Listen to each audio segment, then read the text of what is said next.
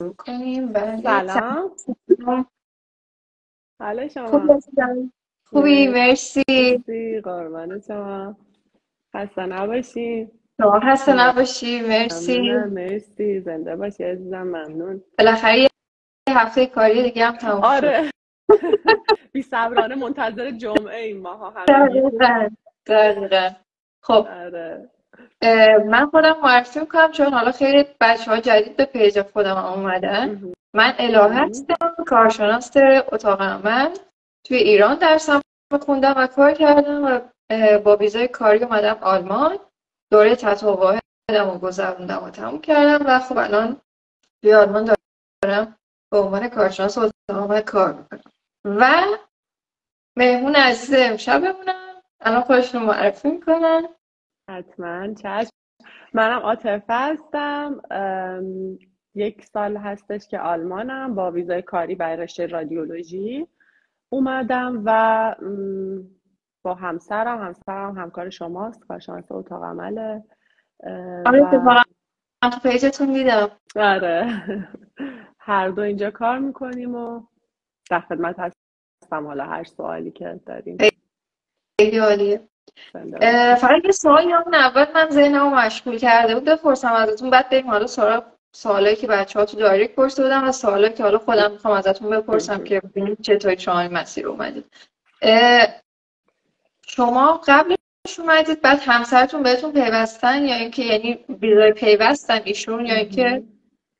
آره، اول این شکلی بودش که این دوره همین گرفتن دفیسیت بشاید در واقع اگر که حالا خاطرت باشه برای رشته های اوتا برای دکایه برلین باید میفرستادن تا آره، و خیلی پروسه طولانی بود. برای همسر من تقریبا 14 ماه طول کشید، یعنی ما همزمان با هم برای بشاید اقدام کردیم. برای من 3 ماه اومد برای انروی من درخواست دادم، اون بعد برای دکایه میفرستاد. 14 ماه طول کشید تا برای اون دفیسیتش بیاد. من کارفرما پیدا کرده بودم و مصاحبه هم کرده بودم. یه جورایی با خودمون گفتیم خب زمانو از دست ندیم، حالا یک کمی شروع کنه پیش بریم ببینیم چی میشه.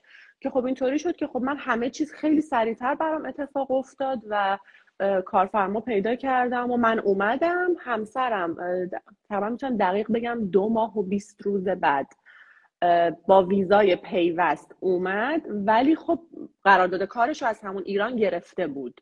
درست. یعنی اون شخصی که برای ما کارمون رو انجام داد اینجوری و همون تا اومدم فکر کنم 1 هفته بعدش هم اونم تنها اومدم.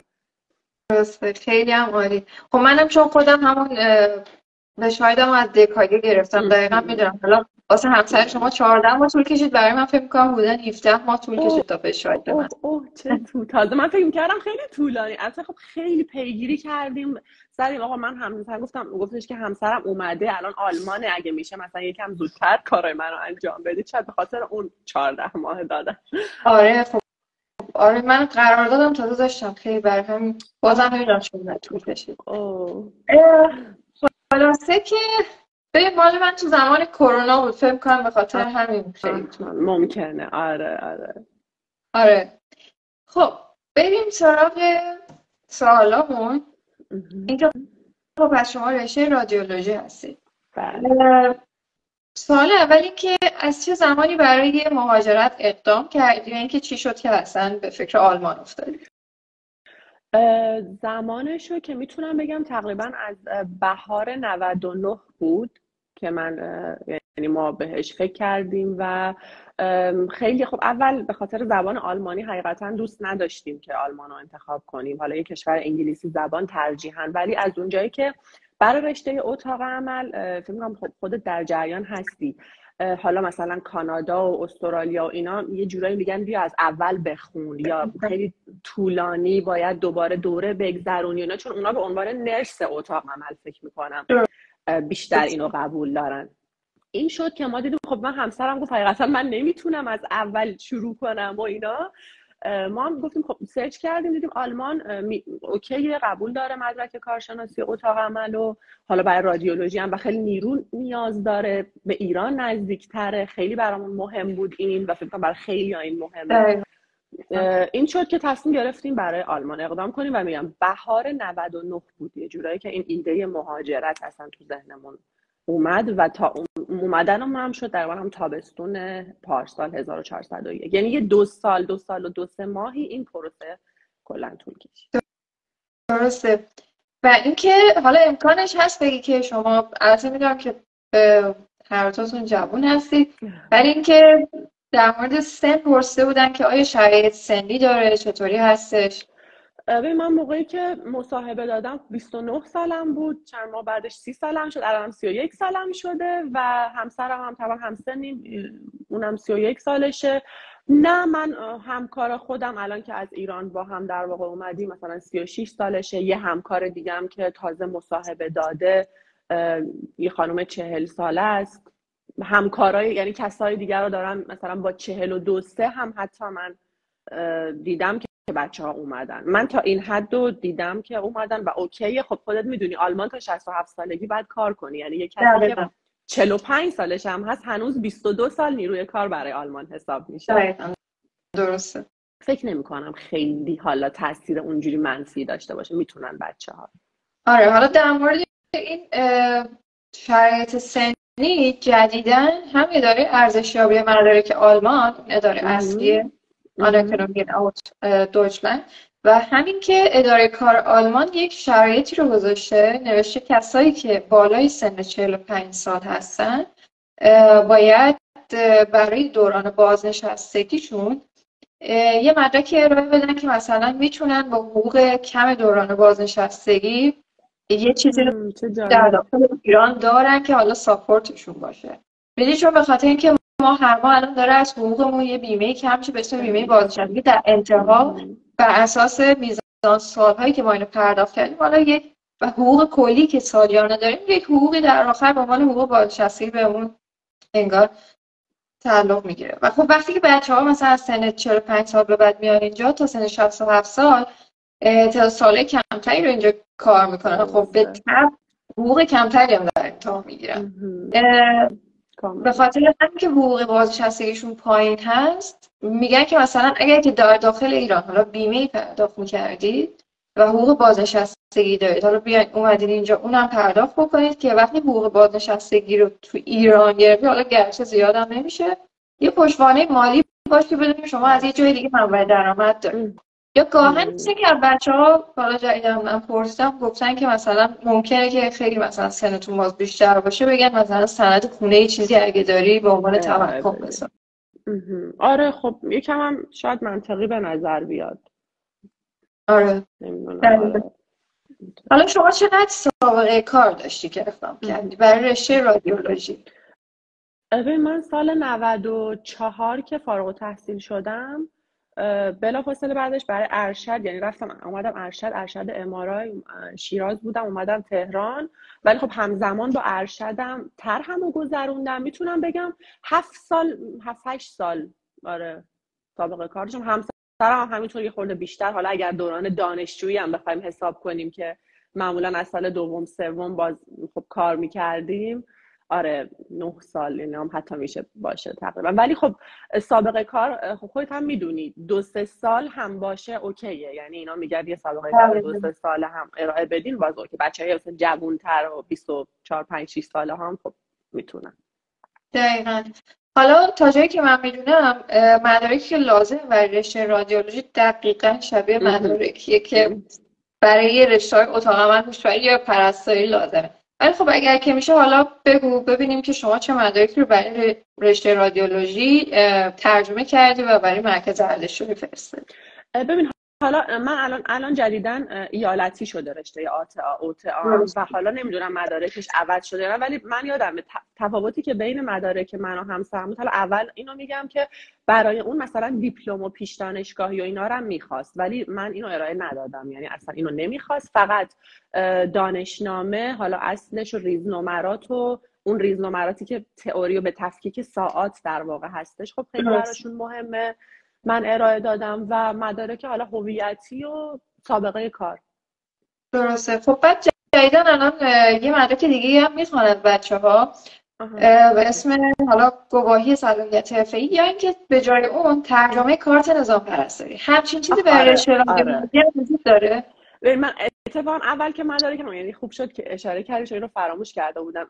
فرستادم یه نقصی مدرک بهم خورد که همین یه حالت صلاحیت کار، یه همچین چیزی آربایتسگنه میگون که حالا اینجا بهش میگن، میخواستن که در نهایت ما به این نتیجه رسیدیم که با یعنی من کارامو با یکی از همکارای دیگه‌ام انجام دادم که اون رادیولوژی بود و اومده بود آلمان، حالا به کمک اون از چیز گرفتیمش، از چی بهش میگم، اون چیز رادیولوژی اسمش چی بود؟ سازمان، اون اداره مربوط به، حالا از چرا یادم نمیاد، خانم چیزم بود مسئولش، یه چیزی مثل نظام پرستاری ما نداشتیم. خب ما نبودیم توی نظام پرستاری دیگه، واقعا الان اسمش تو خاطرم نیست، ولی حالا یه چیزی شبیه نظام پرستاری برای ما بچهای رادیولوژی، سازمان رادیولوژی. آره، ولی اون کاری نداره، اون اصلا خودشون میدونن و به زبان انگلیسی ساده. مثلا بچه‌ها درخواست میدن خارج از کشور، به زبان انگلیسی یه چیز آماده‌ای دارن، یه مثلا کلا آماده است، مثلا اسم تو فقط مینویسه اضافه میکنه و اونو به زبان انگلیسی میده. حتی ترجمه‌ش هم نکردم، همونو به زبان انگلیسی فرستادم براشون. چرا عالی، به زبان انگلیسی. آره خب هر مدرکی به زبان انگلیسی باشه نیاز به ترجمه نه دیگه ترجمه نمیخواست، نه هیچ ترجمه تایید نه. ولی این تا آخر لایو اومد تو ذهنم، اسمشو میگم، بچه‌ها کمک کنن اگر که آره بعدا اومد توی ذهنت، توی کامنت ها میتونی بنویسی برای بچه‌ها. خیلی چیز مشخصی ها، ولی دیگه گاهی وقتا یه چیز خیلی مشخصی از ذهن آدم میپره. احتمالاً خیلی هم مدت گذشته که حالا این مدارک رو جمع کردیم. خب اینم از مدارکی که لازم بود. برای رشته رادیولوژی سطح زبان چه مدرکی لازمه؟ B2، ولی خب هرچی بیشتر بهتر. من خودم با B2 اومدم، ولی ما خیلی ارتباط داریم با بیمارا. درست. یعنی به نسبت اون چیزی که همسرم ارتباط داره توی اتاق عمل، حالا خب با بیمار که در ارتباط نیستید. بیمار وقتی که به شما میرسه بیهوش شده. با پرسنل و حالا پزشکا مثلا خب خیلی مهمه که خیلی متمرکز باشید اون لحظه چی ازتون میخوان. خب این خیلی مطمئنا براتون چالش برانگیزه. ببین آخه ما تو فعالیت حساسی هستیم، مثلا وسط عمل داره خونریزی میکنه مریض یا هر چیز دیگه، بعد شما چیزی که میگن و تازه بعدشون با لهجه حرف میزنن جراحا یا پرسنل، متوجه میشید دقیقاً واقعا چی میخواد. و مثلا من امروز سر عمل یه جراح به من گفتش که به من لاگه بده، بعد من برگشتم گفتم لاگه منظورش چیه؟ بعد همکارا که حالا اونجا قدیمی تر بودن گفتن این منظورش از لاگه، این به گاز میگه لاگه. وای آره این درک میکنم. و شما خیلی از نظر اینکه زبان تخصصیتون خوب باشه و اسم همه تجهیزات و دستگاه هایی که تو اتاق عمل که خیلی زیاده، واقعا کارتون سخت‌تر از ماست. ما خیلی ارتباط با مریض داریم، یعنی با مریض ما از آن ملدونگ بگیر دیگه تا اینکه حالا برای مریض توضیح بدی، میخواد بره تو دستگاه میترسه آرومش کنی، نمیدونم بیا رگ تو بکشم فلان کنم، نمیدونم بیا بخواب رو تخت. با دکترم باز ما در ارتباطیم به خاطر تزریق دارو و حالا مثلا برای مریض اومده MRI یا CT مثلا چه پروتکلی چه سکانسی الان احتیاج داری. خودم من به هر کس ازم میپرسه میگم اصلا اکتفا نکنید، یعنی حالا همه بچه‌ها واقعا با B2 احتیاج B2 لازمه. یعنی شما وقتی آنرکنون یعنی میخوای دیگه این مدرک در واقع اشتهالن شد اورکونده بهش میگن بگیری که دیگه به عنوان یک کارشناس رادیولوژی اجازه کار داشته باشی، مدرک B2 رو با ارائه بدی. به سفارت هم من ارائه دادم، اجبار بود. یعنی مگه نمیدونم الان جدیدن نامه کفایت رو قبول میکنن یا نه، شنیدم دارن سختگیری میکنن به نامه کفایت خود سفارت. کفایت زبان منظورته؟ آره کفایت زبان رو فکر کنم من یکی دو تا از دوستام جدیدن دارن میان گفتن سفارت یکم حساسیتش حالا بیشتر شده به این نامه کفایت، ترجیحاً میگه که داشته باشید. یعنی دوستان با مدرک پایین تر از B2 اقدام کردن که ازشون نامه کفایت خواستن؟ ببین آره با B1 مثلا اقدام کرده بودن که نامه کفایت رو هم حتی میگن، یعنی میگن نه شما B2 تو بیار، نامه کفایت هم بده کارفرما، باز ممکنه یکم براشون مشکل پیش بیاد. درسته. چقدر جالب. من نمیدونستم با به ولی خب ما حالا کارآموزی اورژانس که داشتیم که دوره تطابق واحد یا آنرکنونگ مریضا رو باید مثلا می‌بردیم سمت رادیولوژی رنتگن سیتی یا آره الکتری. آره میدیدم که بچه‌های رادیولوژی باید کلی با مریضات کلنجار برن که آقا اینطوری وایسا، دستتو اینطوری بگیر، سرتو اینطوری. و حالا اکثر مریضایی هم که حالا می اومدن تصادفی بودن یا اینکه زمین خورده بودن و اینجا اکثر مریضا سنشون خیلی زیاده، پیرن، لحظه دارن. کاملا همینه، اصلا متوجه. یعنی من همین امروز عصر که دیگه جمعه بعد از ظهر داشت میشد و خلوت بود، یه مریضی اومد که اگه همکارم پیش من نبود، یه مثلا خانم 85 6 ساله‌ای که کلا روی تخت بود و اصلا انقدر بد بود لهجهش و حالش بد بود، توی گریه بدتر شده بود، گریه میکرد بدتر شده بود، آدم صحبت کردنش یکم چیز میشه. من اصلا نمیفهمیدم چی میگه واقعا، با اینکه خب تو این یک سال خیلی حقن آدم بهتر میشه دیگه، تو همش تو محیطی، ولی ما خیلی ببینیم مثلا پاشو بشین، پات اینجوری یکم کج، 2 سانت اینور 4 سانت بالاتر، نگران نباش چیزی نیست. خصوصا توی ام‌آرآی و سیتی مریضا میترسن. آره این واقعا چالش بزرگه برای بچه‌های رادیولوژی و مریضا رو. حالا شاید بهش برسیم، ولی الان هم جاش هست بگم لاگقون مریضا که توی ایران اصلا کار ما نبود، خصوص حالا بچه منظورش از لاگقون پوزیشن دهی به بیمار پوزیشن دهی به بیمار توی رادیولوژی. چرا توی ایران هم خب خودت باید انجام بدی، ولی مثلا سیتی و ام‌آرآی ما حتما آماده ساز داشتیم. 99% مواقع یه کسی بود، نرس بود، آماده ساز بود، تو یه جورایی نشسته بودی، بچه‌ها مریض رو می آوردن، میخوابوندن، رگ میگرفتن، میبردن، مریض بعدی آماده میکردن، لباس میپوشوندن، همه چیز انجام میشد.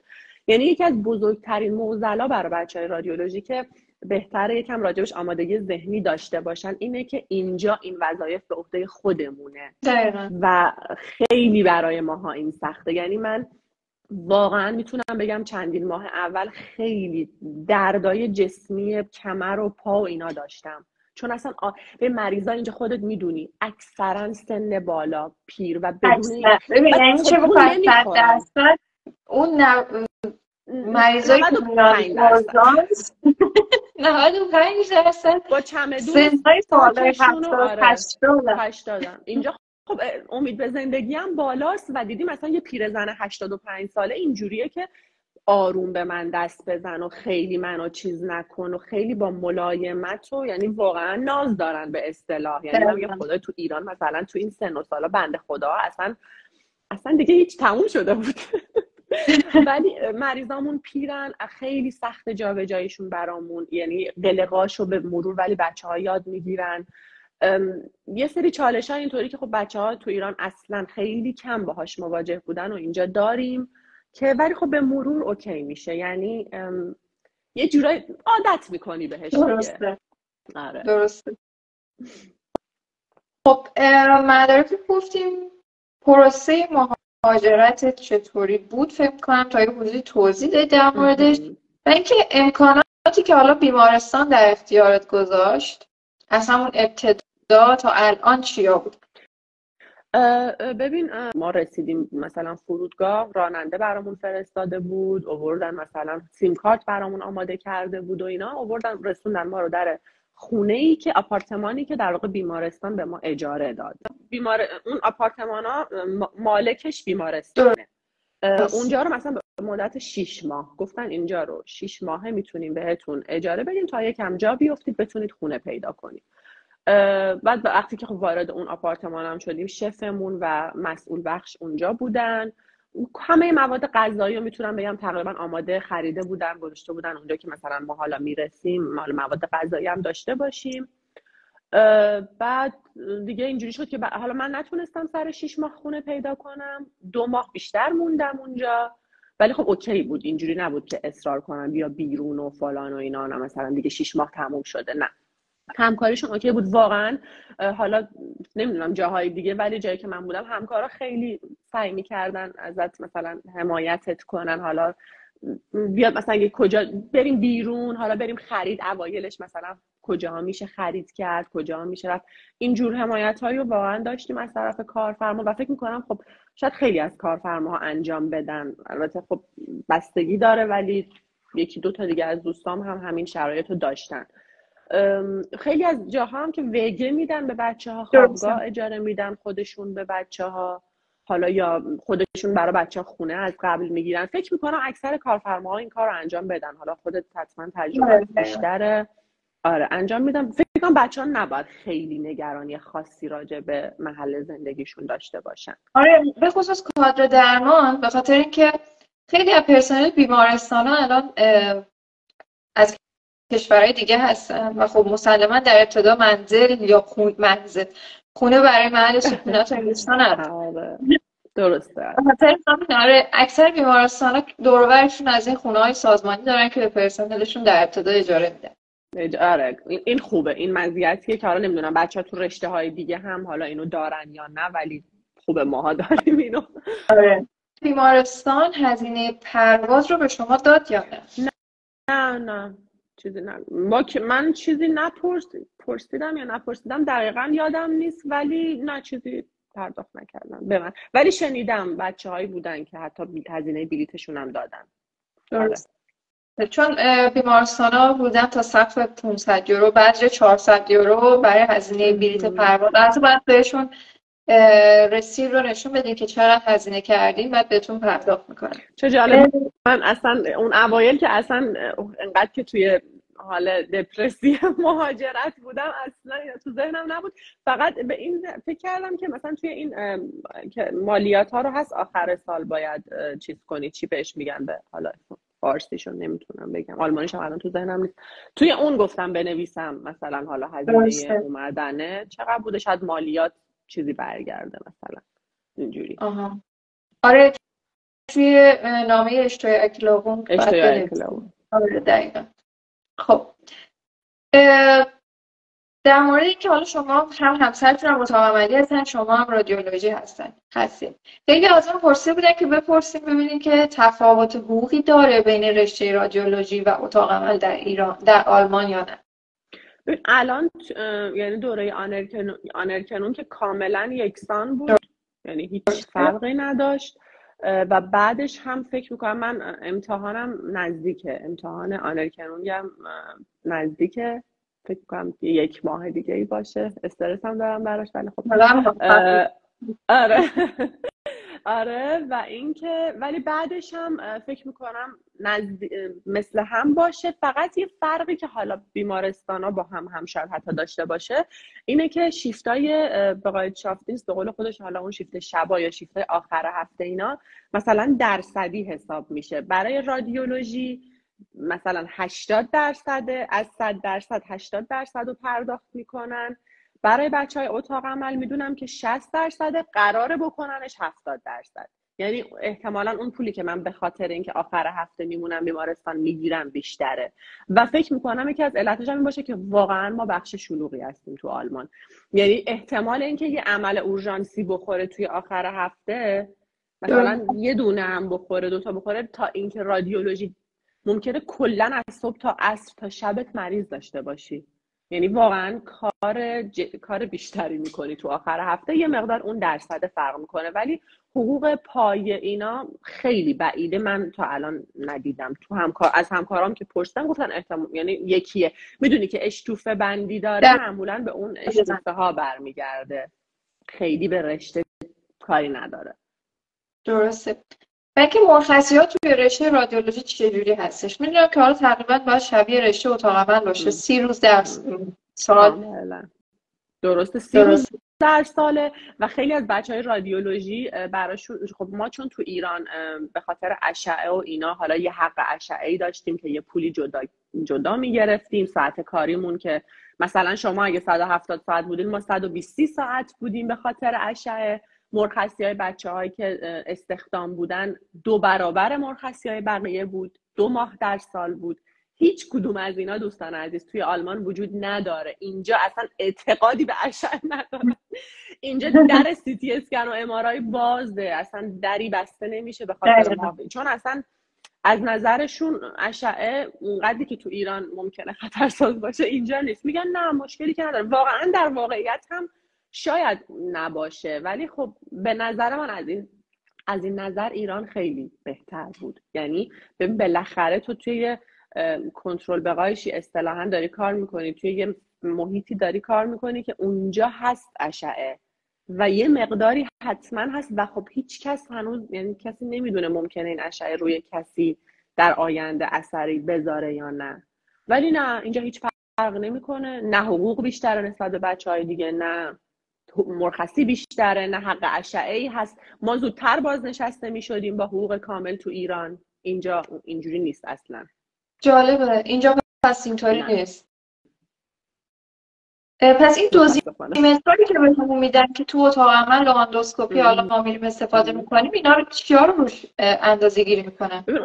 اون میزان دوزی که در واقع دریافت کردین هست دیگه. خب شما اینو زیر اون رنتگن شوت، اون لباس محافظتی در واقع میزنید، خیلی برای شما کمتره. شما با سی بوگن، با سی آرم کار میکنید، اون مقدار اشعه و مقدار تایمی که شما دارید این کار انجام میدید، رنت اشعه میدید، خیلی پایین تره. یعنی بازم ولی هر کسی توی آلمان که توی یه جایی باشه که اشعه ایکس باشه، میخواد هر شغلی که باشه. تو ایران مثلا بچه اتاق عمل اکثرا اصلا نداشتن حتی با وجود سی آرم، ولی اینجا قانون اشتعال شوت که همه باید دوزیمتر شخصی داشته باشن که یه وقتی حالا به هر دلیلی این نره بالاتر از حد مجاز.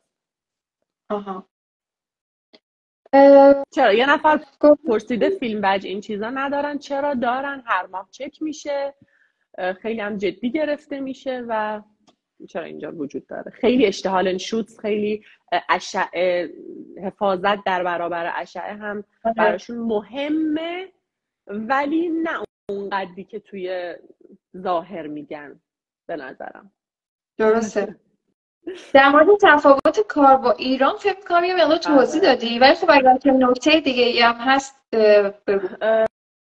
اصلی تریناش که همون بود واقعا. خب بقیه چیزاش خیلی شبیه. یه چیز دیگه که یکم برای ما ممکنه عجیب باشه اینه که ما تو ایران مثلا سی تی اسکن خودمونم تزریق دارو رو انجام میدادیم. آره خب دکتر هست تو بیمارستان و اینا، ولی اجازه داشتی که تزریق کنی دارو رو. اینجا توی مطبا ممکنه اینطوری باشه، ولی توی بیمارستان باید دکتر خودش بیاد و اون دکمه انجکتور رو بزنه و دارو رو تزریق کنه. شما مثلا اجازه نداری. حتی اگه شب دیر وقت هم باشه مریضی بیاد که نیاز به تزریق داشته باشه، تلفنی هم نمیشه، دکتر باید بیاد که شما بتونی تزریق کنی. یه کوچولو ممکنه این باز یک جاهای تو بیمارستان‌های متفاوت باشه در واقع، ولی به صورت کلی اینجوریه. ما تو ایران خودمون تزریق میکردیم بدون اینکه اصلا دکتر باشه. یا مثلا ام‌آرآی شما میگیری، ما اونجا مثلا من می‌تونم روزی 90 تا بعضی وقتا کیس ام‌آرآی داشتم، ولی اینجا خودم دیگه تشخیص میدادم که الان این عکس کافیه برای این مریض. اینجا باید وایسی دکتر پیدا کنه، دکتر بیاد اون تایید کنه که الان این کافیه، سکانس اضافه تری نمیخواد، میخواد فلان. یه سری چیزای اینجوری داره که ما بچهای رادیولوژی خیلی تو ایران باهاش آشنا نیستیم، ولی خب عادت میکنن. تفاوتش هم همون پوزیشن مریض توی سی تی ام آر نداشتن آماده ساز، جابجایی مریضا و ایناست. و اینکه خب تو آلمان واقعا باید بدونی که مریضا 95% سنشون بالاست و باید بتونی باشون سر کله بزنی، بتونی باشون ارتباط برقرار کنی. خب گفتن که برای رزومه معدل بالا تاثیر داره یا نه؟ اصلا اینجا که کلا خیلی اعتقادی به نمره و معدل و یعنی اصلا این چیزا نیست. تجربه کاریتون خیلی مهمه. زبانتون توی مصاحبه که نشون بدین شما زبانتون در حد اوکی، حالا نه خیلی پرفکت ولی خیلی هم بد نباشه که دیگه هیچی متوجه نشین و اینا. و اینکه خیلی خودتون رو اکتیو و خیلی علاقه‌مند نشون بدین. کلا این علاقه براشون خیلی مهمه. حتی به ظاهر شده باید به ظاهرم شده. آره من دوست دارم فلان، دوست دارم تجربه جدید، زندگی جدید، فرهنگ جدید و خیلی دوست دارم اینا رو بگی. و اینکه خب سابقه کار هم اوکی، خوبه، یعنی هرچی خب بیشتر مسلما بهتر. دقیقا. خب گفتن که رفتار همکارا اونجا چطوری هستش با شما که حالا از مثلا کشورهای دیگه اومدید؟ ما بخشمون یه بخش مولتی کولتورال به قول خودشون و اوکی هن، خیلی اوکی هن با همون. از لهستان داریم، یه نفر از سوریه داریم، از اکوادور، روسیه، یه جورای این شکلیه و براشون آشناست. یعنی بودن نیروی خارجی کلن تو بیمارستانای آلمان خیلی زیاد شده و روتین شده، یه جورایی اصلا عجیب نیست. هندی، همه عرب. ما چقدر از پزشکامون مثلا عربن، خیلی داریم. نمیدونم توی بخشای شما خب خیلی متفاوته. چه بیمارستانی برید، شاید یه بیمارستانایی، شاید شهرهای یه مقداری حالا کوچیک‌تر، بیمارستانای کوچیک‌تر احتمال داره باز خب توشون مهاجر کمتر باشه. شما هر جای بزرگتری برید مسلما احتمال این که مهاجر توش بیشتر باشه خب بیشتره در واقع. ولی اوکی یا نه، حالا هست میدونی که تک و توک یه سری رفتارای نجات پرستانه طوری هم ممکنه ببینی، ولی بستگی به خودت هم داره چقدر خودتو در واقع اینتگریت کنی، خودتو قاطی کنی باهاشون، سعی کنی باهاشون خوب باشی، خودت باشون حرف بزنی. به خود شخص هم خیلی بستگی داره به نظر من. درسته. کلا باید ارتباط بگیری باشون دیگه، وگرنه اونا حالا جلو نمیذارن. یه بار دو بار میاد مثلا طرف میگه خب حالا چطوره، بخنده چی کار کردی، دقیقاً خوبه، بعد دیگه مثلا تو هم ببینه که نمیای سمتش، اونم دیگه اصلا کاری باد نداره. ولی توقع رفتارهایی که تو ایران با همکارامون داشتیم اینجا نباید داشت. صبح سلام چطوری، مثلا کلی با چیز و انرژی و خیلی مثلا حالا گاهن اگر جایی بودی که با همکارات صمیمی بودی حالا بغل کنین همو چی بش. اینجا خیلی مثلا دیگه مورگن مثلا فلان یکم بالا بیاد خیلی اون ارتباطی. مثلا من چه میدونم اومده بودم مرخصی ایران مثلا 3 هفته نبودم، بعد که برگشتم اینجوری نبود کسی بگه حالا مثلا سلام بدونی خودمون وای سلام فلان چیکار می‌کردی چجوری، اینا نه از خبرات نیست. نه دقیقاً. خب من سوالم تموم شد. حالا اگر که خودت میدونی که چیزی رو جا انداختی برای بچه‌ها توضیح بده. میتونم واقعا به عنوان یه نصیحت بگم به بچه‌ها که خیلی سعی کنن خوب زبان بخونن. حالا توی پیج خودت هست، من خودم هم حالا قرار بذارم. واقعا انقدر خودت میدونی آدم سرش اینجا شلوغه که فعالیت کردن تو فضای مجازی اصلا یه چیز دیگه از یه وقت جداگونه‌ای میخواد.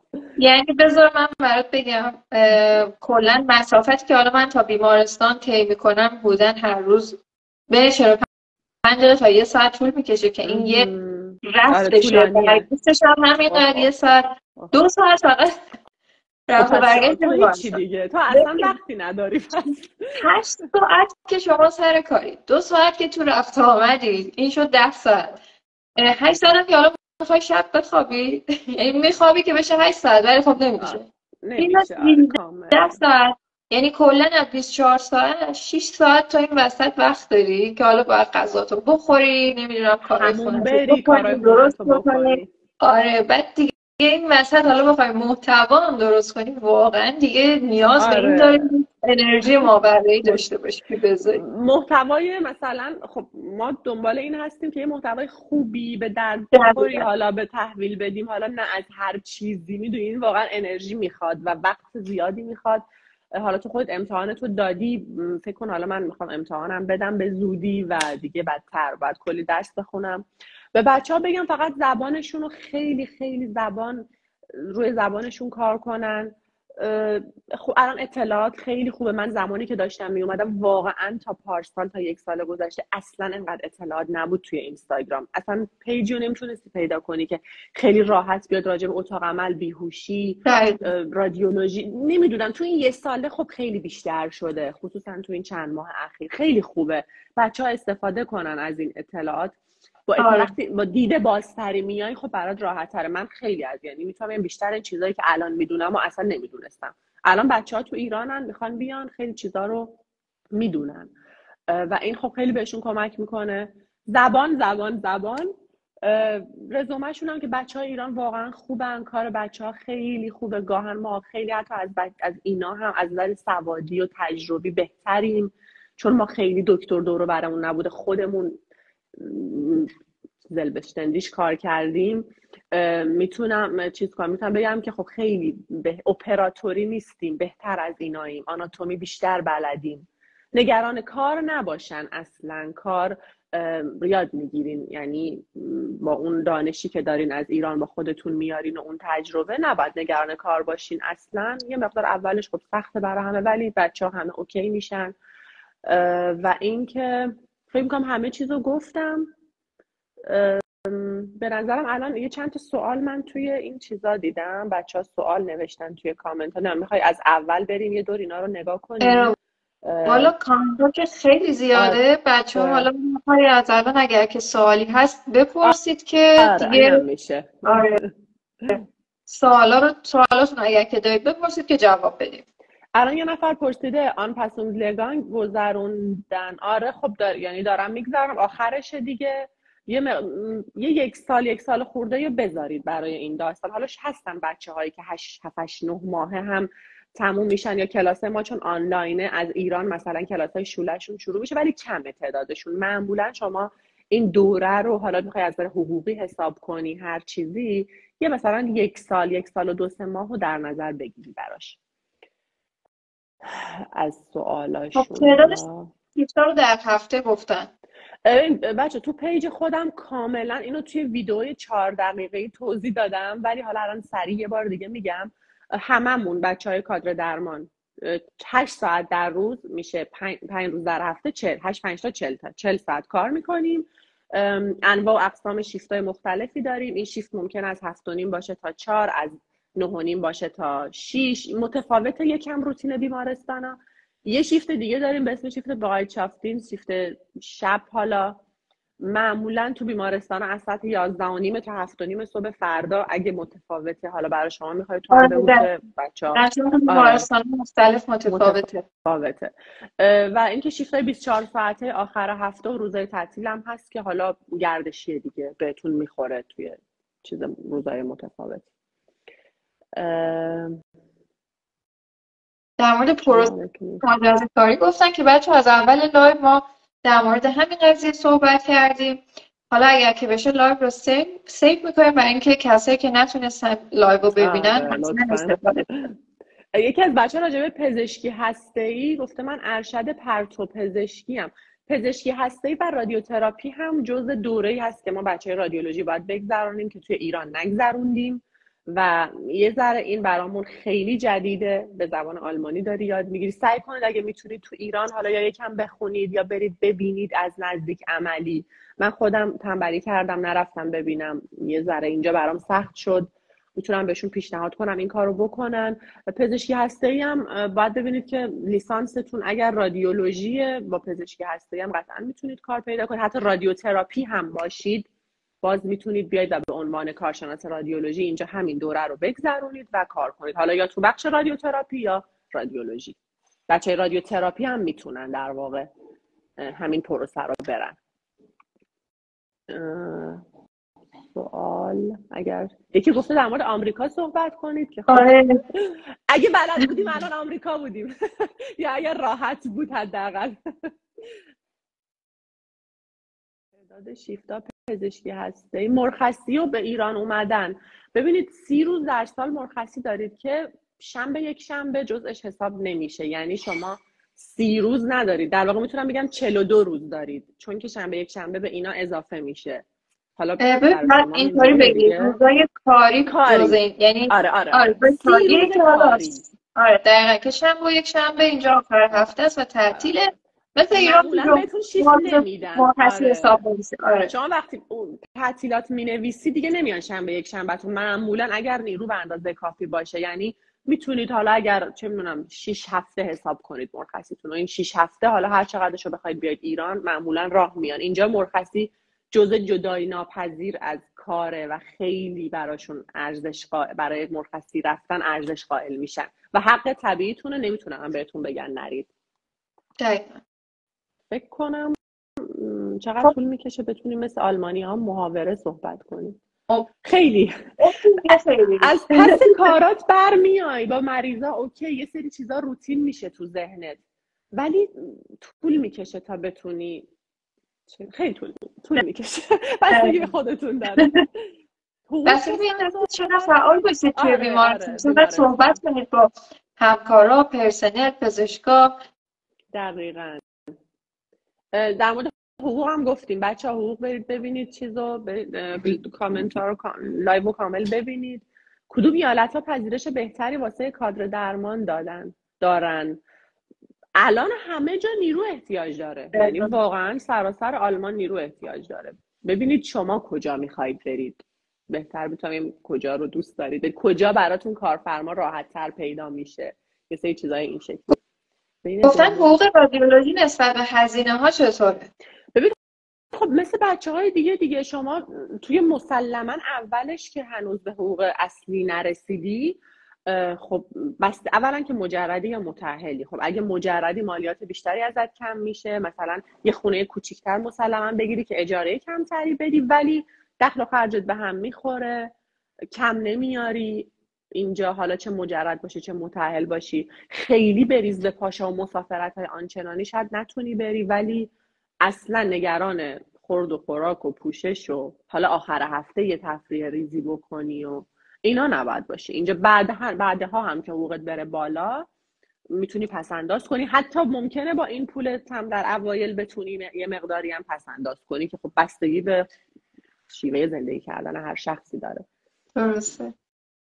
یه سری خیلی سوال پرسیدن این آخر، ایالتتون رو بر اساس چی انتخاب کردی؟ ترجمه ایرانو قبول داره؟ چون شنیدم قبول ندارن. در مورد آبزیشت ارکلرونگ چی هست این؟ نامه‌ای هستش که باید بنویسی.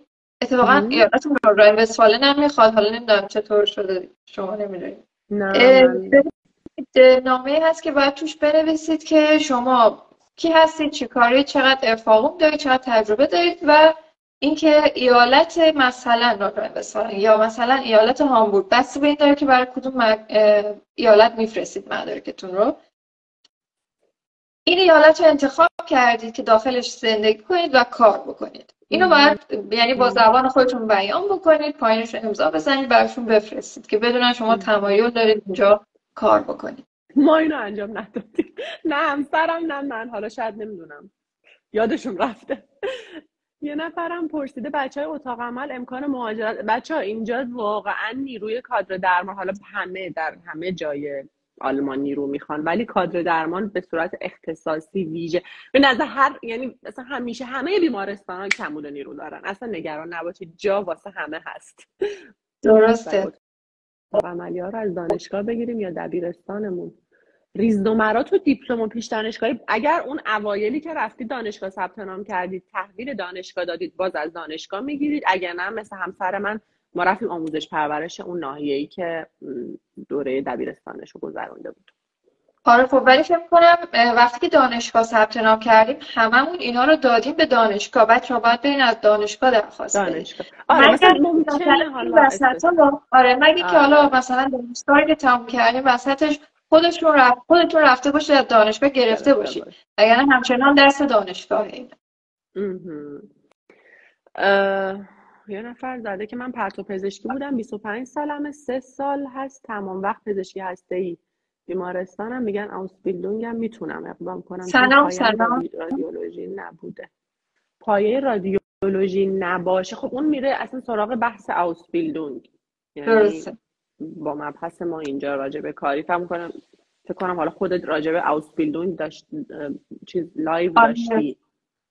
خب فکر کنم در مورد مهندسی رادیولوژی سوال دیگه ای نمونده باشه که حالا جواب نداده باشیم. و خب سوال دیگه در مورد موارد دیگه پرسن، رشته‌های دیگه. آلمان مکانیک نمیخواد، قطعا میخواد. خب قسمت ها نیرو میخوان.